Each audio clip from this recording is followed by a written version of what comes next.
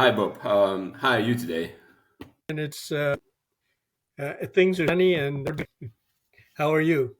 I'm doing all right, and thank you for accepting the invitation. It's really a great honor. Our show really has a narrow audience, and because we focus strictly on weightlifting, so I suppose and assume that most of our audience will know you. So basically, you are coaching since the 1960s. You have been a coach of many international teams and coached international champions, and you have been inducted to the Weightlifting Hall of Fame in 2007 by Arnold Schwarzenegger himself. Um, and your book,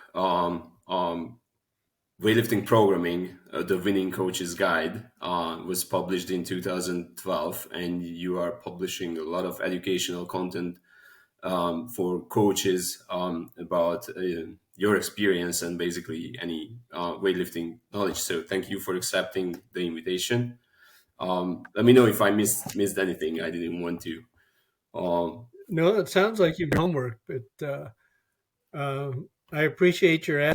I'm not getting asked to do many things lately, so Lately, your name came up because I had a show with Sergey Putsov. We were talking about the K value because it came up in a book that was actually written by Sergey's mentor.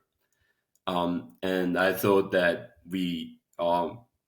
I wanted to discuss that with him. And then basically the point of or the gist of the show was that Sergey used the K value in uh, his own training for monitoring his progress, and took it from a book from Medvedev, which was published in 1984. And then I learned about the K value actually from your book, from the weightlifting programming book, which in which it's also appeared in the athlete monitoring section.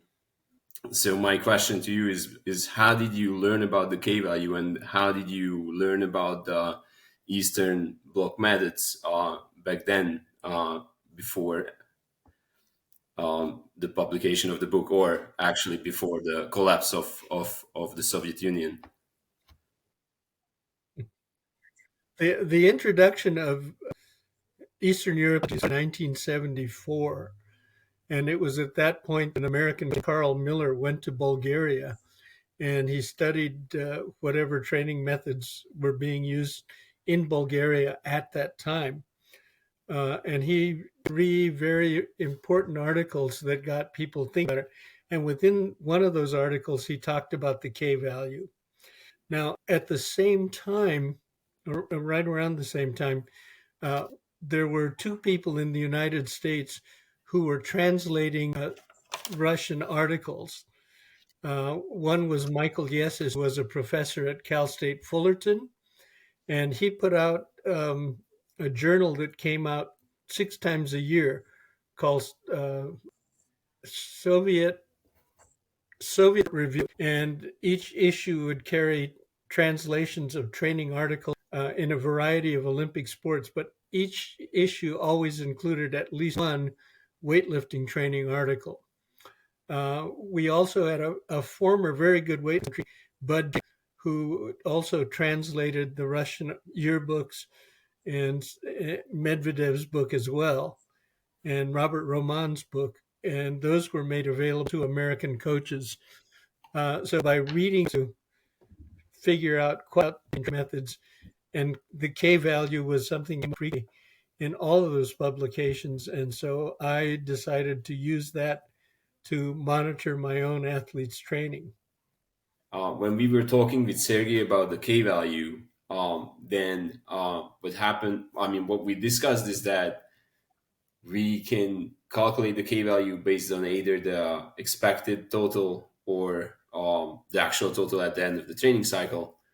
And then my idea was that can we use this to reverse engineer and get the average weight based on an ideal K value that we want, and use that in planning the next Yeah, training cycle? what I found is we have to do about three macrocycles.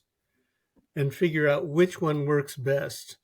And from the one that works best, we can then determine the K value. And Okay, so then moving forward from that point, then we can use the K value. And what I was doing, I was using an Excel spreadsheet to write out all of the training with the reps and sets and the intensities. And I programmed that so I would get you know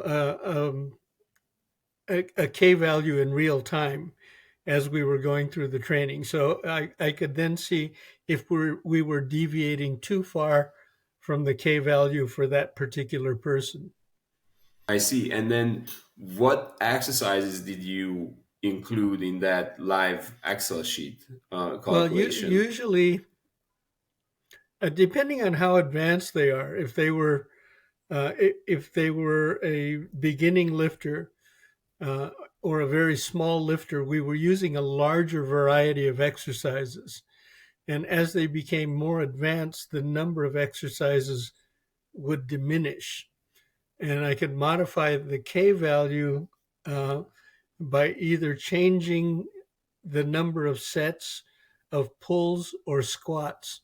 And I was pretty much keeping the intensities of snatches and clean and jerks, and the load in those exercises was pretty much constant, and I was varying pulls and squats in order to keep the K value within the proper range.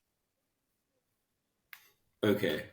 Because my experience is that the pulls and the squats are actually pulling it higher than it might be Right, desirable. And then what I struggle with is like if I put if the squatting is in the focus, so we need to squat heavy, then it's hard to pair that even with like a moderately heavy session in either with the snatch and the clean and jerk. So usually what ends up happening is pair heavy squats with power snatches and muscle snatches because that's going to be in a weight range that closes the gap between the average depending on right. the volume Yeah, you're right on of that how much. one. See, But you have to make sure that the exercises that you include are working on the weak areas for the lifter. So right, you can't get just concerned with the mathematics. You have to be concerned with what the areas of weakness are that need to be addressed. right. I find it that most lifters would over focus too much on the squats actually. So they're gonna squat heavier than they need to, which then puts a lot of stress on them, I guess, and then it increases the K value and they pair it with a higher volume in the exercises that actually will develop their weaknesses and then could end up And now, overtraining. every once in a while, you'll run into an athlete that has great squatting ability, great squatting strength. And so they don't need to pay attention to increasing their squats because it's well beyond what they need to do, perform the lifts or to recover from a clean. So you can kind of play around with that quite a bit with that type of athlete. Right, You may have an athlete that can squat 350 kilos and they're clean and jerking 200 kilos. So it's not necessary to try to increase their squat that much more. Well, you should always be trying to work the athlete toward a balance between the snatch and the clean and jerk and the back squats and front squats. And if you can't let athletes have too much input as to how their training should go. The coach should be providing the oh I see, oversight. And part of yeah, that is when you first start training an athlete, you need to get them to understand that you're going to make the critical decisions. And even then some athletes will not follow along. And some athletes will always want to go too heavy and others will not want to go heavy as much. In which case, if you're the coach, then if you've got somebody that wants to go heavy all the time, then write their training so that the percentages are lower because you know that they're going to always push it higher. So you intentionally Yes. under plan. Is that how often you had to do that mind trick? That Well, a few times. It just depends on how a they few are. times, But and did it yeah, actually work? it Like, works. The thing is, the athlete after a while will get to respect your judgment, and then you could write the programs more honestly. But until they figure that out, there you may have to modify their programming. oh, I see. And what other strategies you would use with an athlete like that that always wants to push the limits and then let's go and I like the cleans today and I want to see if I can break my PR now. And they are actually at the beginning of their new training cycle where there's no reason to go to like try to even Well, if they've been test it. through a So few macro cycles with you, they know that during the preparation mesocycle, they're going to get very fatigued and overtrained. And so after a oh, while, okay. they tend to refrain from being so aggressive. Oh, okay. So probably that's the problem that the session wasn't tiring enough Yes, for for a preparatory right. session. Okay, so turn the percentages down and throw volume at them Yes. at the same time, and then they won't feel like okay, that works.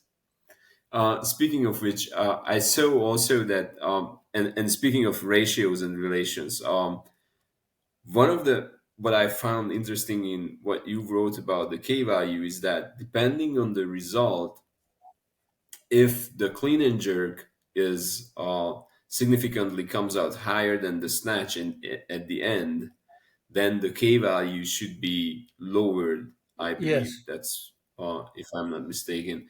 And if the snatch is closer than um, or significantly above 80% of the clean and jerk, then the K value needs to be higher. So what's the experience and the theory behind that? Well, usually what I found is, let's say the snatch is 85% of the clean and jerk. So it's above the optimal range. Um, Quite frequently, the biggest problem with that is that the athlete is not at the proper body weight for their height. So they may need to go up another body weight class. And what it Okay. is their body does not have enough reserves to accommodate uh, the loading in the preparation mesocycle. And so because of that, they can't do as much heavy work in the clean and jerk as they need to do. And And it how may does that come it may back get to to a point, if you've trained this athlete for several years, that they just cannot make any more progress at the body weight that they're at. So then you have to try and get them to gain some weight. And I think if you look okay? historically at elite level lifters through their careers, they're generally going up in body weight throughout the career. And so you would say that it's a good marker for getting into a higher body weight if your snatch is closing down on your clean Right, and jerk. And also it would come together like the increase in body weight would come together with a better clean ability to handle better clean and jerk volume, which would because the clean and jerk is generally heavier than the snatch, it would increase also the K right. value. So we can drive that with the K value as Yeah. well. So what's Okay. happening is if the snatch is too high for the clean and jerk, uh, what it is they're usually not meeting the K value. They're actually getting a lower K value than you found to be optimal in the Okay. past. So then at that point you try to increase body weight. Okay. And, and I then you'll see. you'll I you'll see. also get to a point with athletes. If they're in their early 30s, you may have to lower the training load for a macrocycle, but still keep the same K value, simply because their ability to recover is not the same. I see. So as we are talking now, it seems to me because when I talked to Sergey, so he was basically using it on a weekly basis, checking on a very high level whether the training is progressing in the direction um, that that's the aim, basically to peak at certain point. Um, but he was referring to Medvedev's book, and in that it seemed like um, it's kind of like a universal value because they also use it for objectifying, comparing athletes in different weight classes, how their work is actually relatable. So if they work at the same K value, it doesn't really matter how much heavier kilograms they lifted because the coefficient is the same, so they trained at the Yes. same intensity, same effectiveness. But from that discussion, what I gathered is that it's kind of like a universal coefficient, and then you always have to have that in that range of 36 to 40. And as I'm talking to you and as I reread your book, I get the impression that it's more like an individual factor for every athlete. Yes. um, Yeah. So for some athletes, so it's more 39 might give them the best progress, but for another athlete, perhaps 41 will work the best. So it takes okay. a while before, like I said, maybe three good macro cycles to figure out what the optimal K value is. Okay, and did you experience things like as you work with heavier weightlifters, they tend to have actually lower K values than, let's say, lighter weight athletes? So is there a difference in tendency in like a 60 kilo female and let's say 100 kilos male? I would assume, based on my limited experience, that the females would be able to have a higher K value than a 100 kilo male. Is that aligning with your Uh, experience? no, I think it's very much individual. The problem Even more that you run individual than into okay. as athletes get bigger is um, the density of their capillaries per unit of mass decreases. So a small athlete has many more capillaries per kilogram of body weight. So what that means is uh, the reactants going to the tissue flow much more quickly, and then the metabolites leave much more quickly. So the recovery from training is much more effective.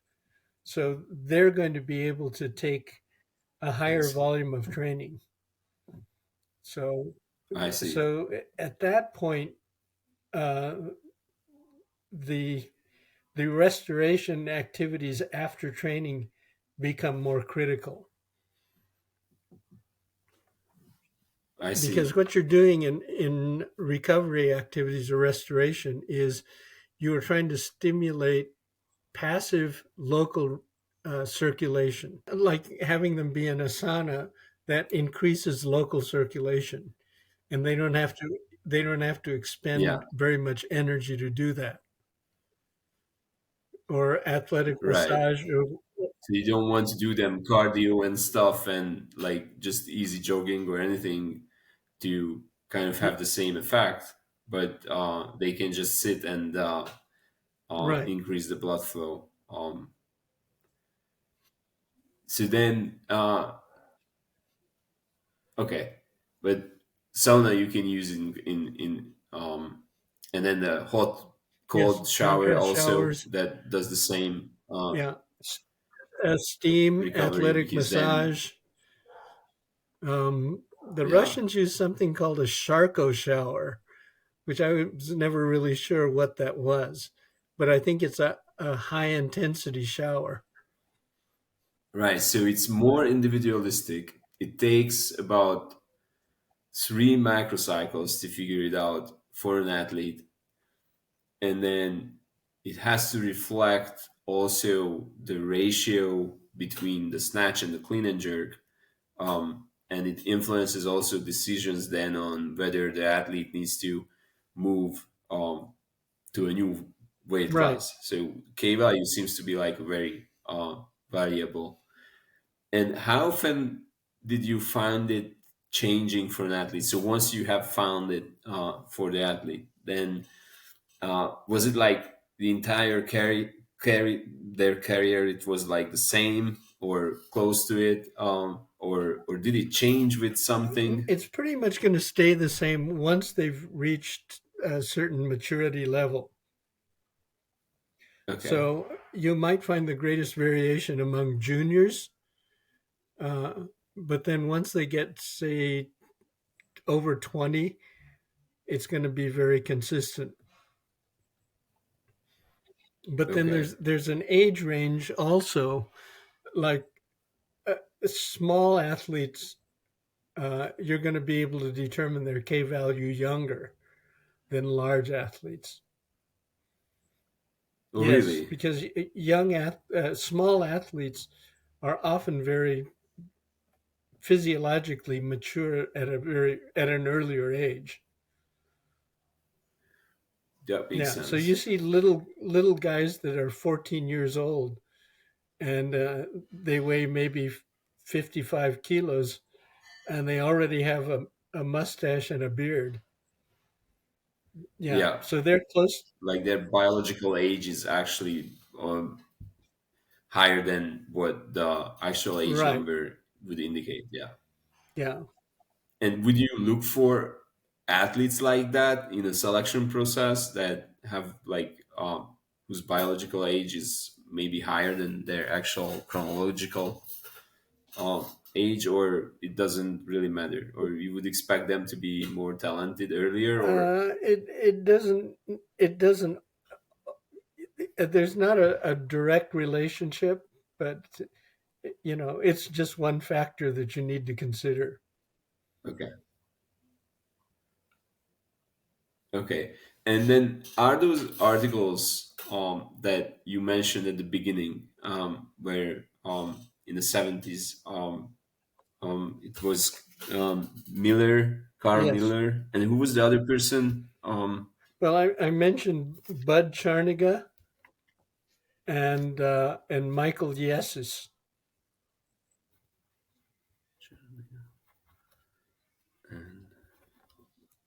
And are those articles available somewhere, maybe I online don't or? know if Yesus articles are anywhere online. He, I mean, for years he was putting out 6 issues a year. So there's a lot of material that he actually uh, translated into English. Um, and then Charniga has his books are all for sale. His translated Oh, works are okay, all for sale through I think it's called Dynamic Fitness in Michigan, and okay. it's going to help. It's going to help AI if all of that stuff could be digitized and put online. But Yeah, I mean, I think we have to wait for that digitization, and then so the values.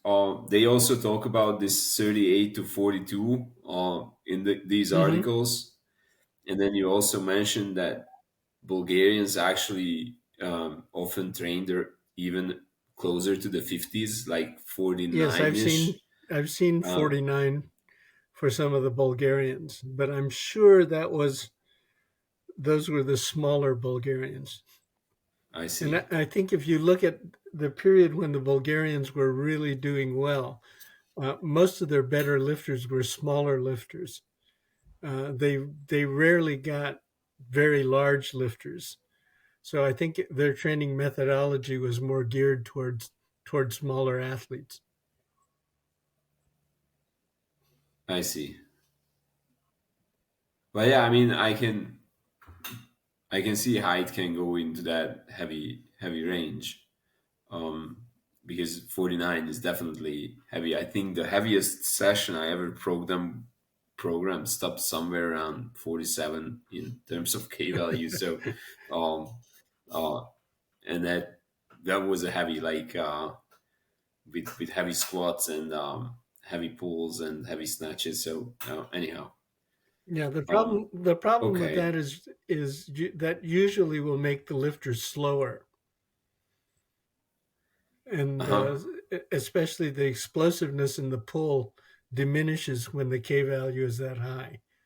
So it's going to diminish less in smaller lifters than in larger lifters. Did you also like check it session by session, or you only checked it for like the entire macro cycle? So did you look into how it's actually waving across the sessions, or even the weeks, Uh, or was it I only usually important I that at usually the checked end? it uh, during the week, and it's because I had a spreadsheet and I had a running K value going. I could tell if it was getting too high or too low. Okay.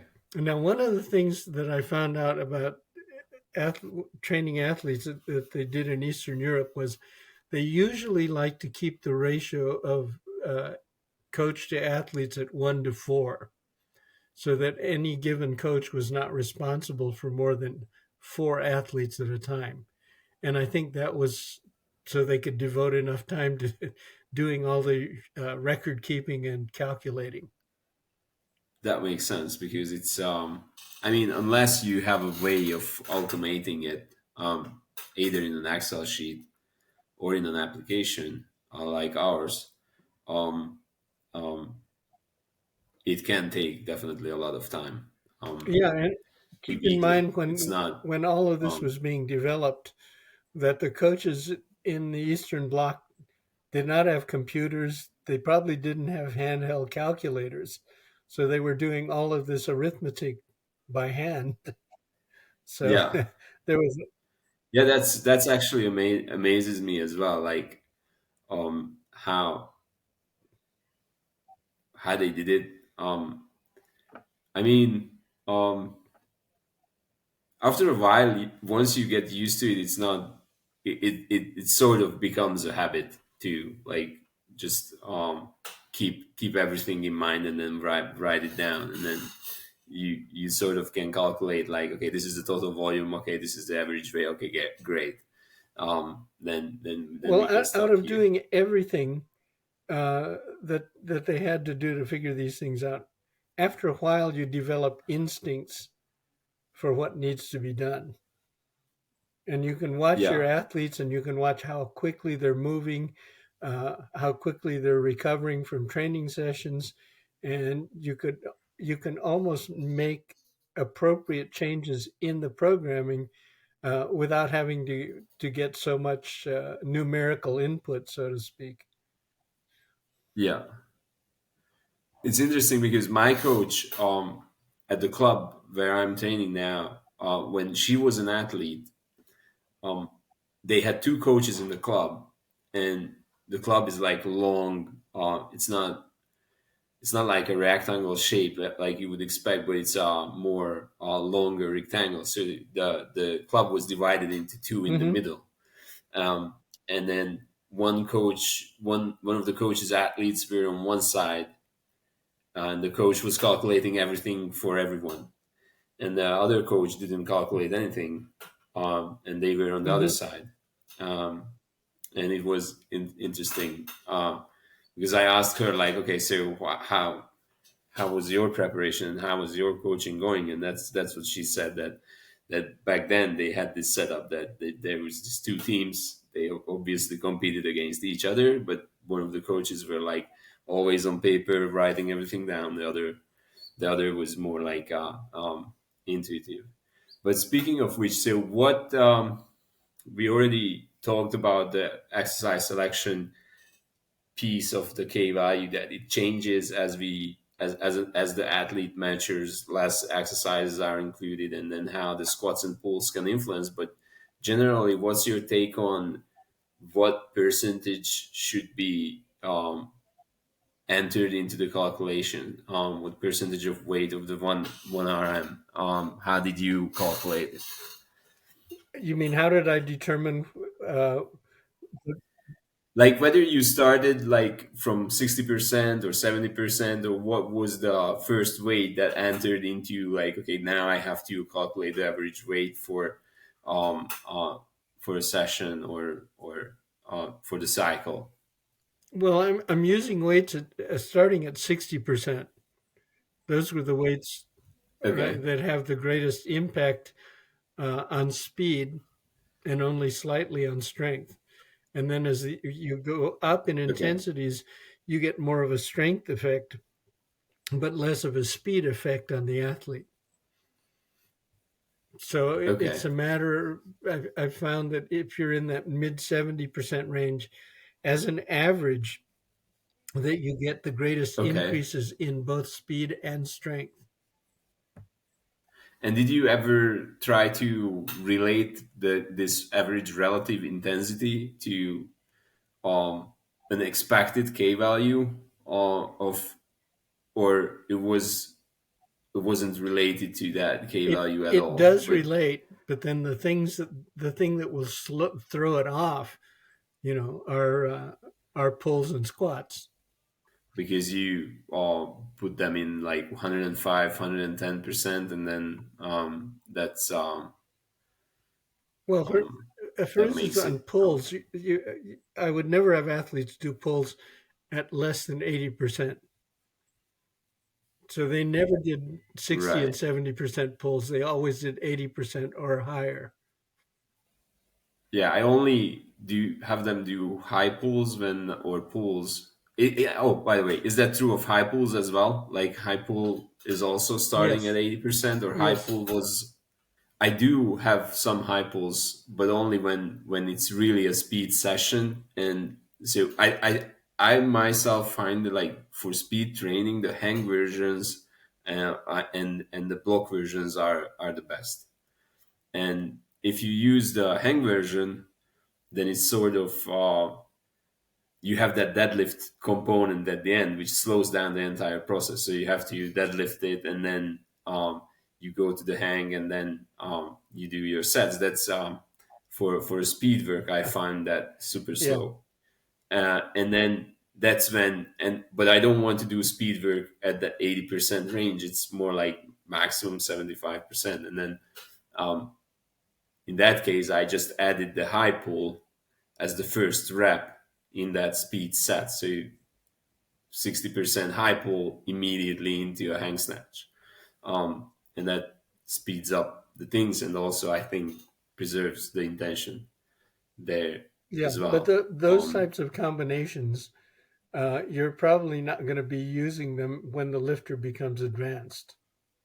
We talked about the average intensity. We talked about that it's more individual, and you have to figure out in 3 microcycles that it can change for smaller athletes, but definitely, but it generally stays the same. And then we talked about the ratios, that if the snatch closes on the clean and jerk, then it's a good indication for changing the K value and also changing a weight class for the athlete. And is it true the other way around? So what happens when the clean and jerk goes off and the snatch lags behind? Then I guess it's not time to drop a weight class, but um, Well, lower if. the K value, if it was accurately determined earlier in the athlete's career, and then all of a sudden their clean and jerks are becoming too heavy compared to their snatches, then there's a programming issue involved. And They what may need to be doing might be not yeah, enough they may need to be snatches. doing more snatches and less clean and jerking. Yeah. Now what? again, if you have athletes, that they might like doing clean and jerks and not like doing snatches, so maybe they'll eliminate a set or two here or there, add a set of clean and jerks here or there, and then you have to understand that as Okay, the I see. coach, and then maybe rearrange the programming for them, knowing that they're going to snatch less and clean and jerk more. Okay, so it's again that trick of giving them a parent, as if the clean and jerk was more. Anything that might come to your mind that we need to cover with respect the K value that I didn't ask, or you think is important what we did not cover it? No, I think that we've covered the general aspects of the K value, but it's like anything else. Is once you understand the concept, then you have to put it into practice, and then you can understand how it works. And I think one of the things that coaches need to be very aware of, they have to be able to assess the speed of the athlete, and just by looking at it. And this is possible, of course, if you're watching the athlete all the time. And then you can determine whether or not their speed picks up in competition, which it should. And also, uh, in say in the preparation mesocycle, if their speed diminishes slightly, you should be aware of that. But you need to be judging the efficiency of training based on the speed of the athlete.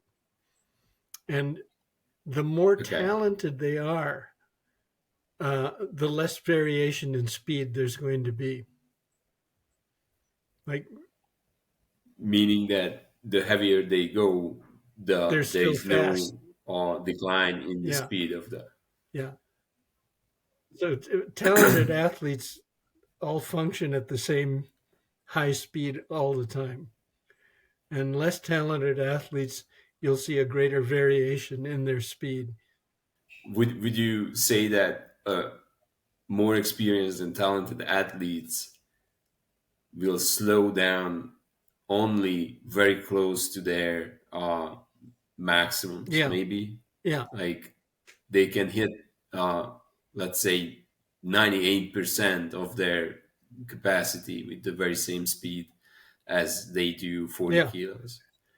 But then that maybe that top set, or they reach their top when that speed is not there, when the feet is not moving the same rate, and then the hip is not lowering the Right. And same you can rate. actually evaluate their training just based on their speed.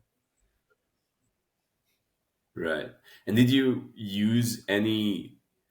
Uh, I mean, I can see that based on the snatch, looking at the snatch, you can pretty much, and knowing the athlete and seeing the athlete, you will know whether they are at the speed that they should be. But did you ever consider using, or used in fact, anything that would measure the speed during the snatch and clean and jerk, or it was more like this is it's more like a normative on the movement, like, no, I didn't meet my standards on how I experienced you Well, moving, and the thing is, you have if to pick it up. if you have a device that measures speed, there's always a problem with setting it up, and uh, and Yeah, then how do you record that information?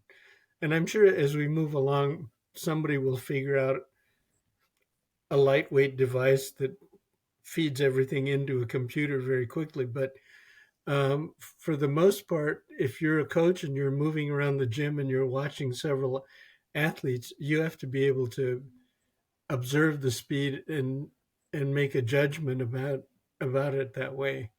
Um, right. Americans will probably opt for making a device because that's Yeah, our mentality. We solve problems by by making gadgets, and making it's not a bad thing, but I was thinking about it, and one of the problems that most mobile or whatever camera based devices have is that they can't film from both sides of the barbell. So basically, if there's a speed difference between the right side and the left side, they won't notice that. I don't know if that's a problem. If you consistently can get measurement from one angle, then yeah, that's the movement. But I was thinking, like, what if we somehow put the camera above so that we see both sides of the Well, that's a barbell? possibility. The problem that we have as weightlifting coaches is we tend to watch everything from the side or from 45 degrees, and we don't watch enough Yeah, lifting from straight in front or straight in back. So if there are yeah. asymmetries between right and left, we don't always pick up on those. And also, you only have so much time. So if you constantly look at like three different angles videos of a lift, then you're gonna spend on one lifter 3 hours in the gym, and who Yes. has that time? I mean, not even the athlete. Not, so there, you can't necessarily be like in a video review mode Some always. asymmetries you can determine by looking at the wear pattern on the shoes. If the shoes are Oh not yes. wearing evenly right and left, then you know that you've got an asymmetry in the pull. And it used And to do be you? when the bar came into the thighs with the fabrics that we were using back in the 70s and 80s, it would wear them out, and so you'd get a hole in the your sweatpants where the bar came in. And Right. if the size of the hole was different from right to left, that was an indication of asymmetry in the pull as well. And what would you do with someone who has only one hole on the left leg and there is You no you hole on have the to right one? emphasize on the side where there's no hole or where it's a smaller hole. You have to emphasize keeping the latissimus contracted during the pull. Um, all right. So where can people find you if they are interested in your working? And what are you up to lately? I'm in the process of developing some courses, and I will be making those available through my website, which is takanoweightlifting.com. And I'm also on Facebook. If you just look for Bob Takano on Facebook. All right. I will put a link of below the episode.